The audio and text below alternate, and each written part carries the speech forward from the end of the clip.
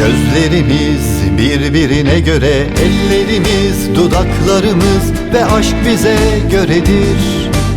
Aşk bize göredir. Gözlerimiz birbirine göre, ellerimiz, dudaklarımız ve aşk bize göredir. Aşk bize göredir. Öpüşlerimiz yağmura göre,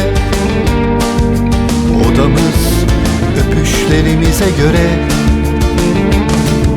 ve dünya odamıza göredir ve biz dünyaya göreyiz. Öpüşlerimiz yağmura göre,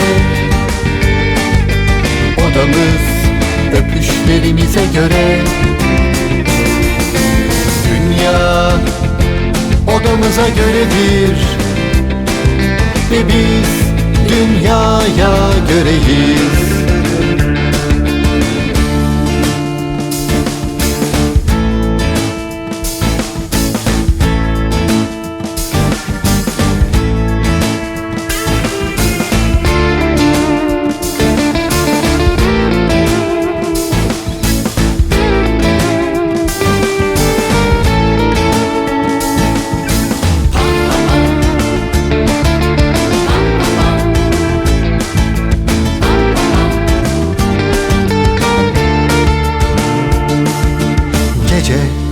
Tam aşka göre rüzgar, geceye göre ve yağmur rüzgara göredir.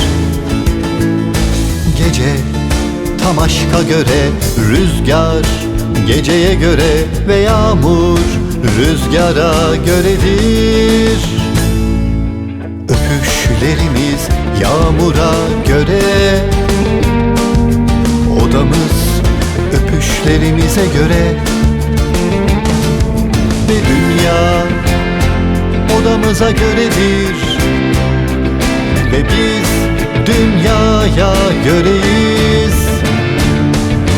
Öpüşlerimiz yağmura göre, odamız öpüşlerimize göre, dünya odamıza göredir ve biz dünyaya göreyiz. Biz dünyaya göreyiz ve biz dünyaya göreyiz.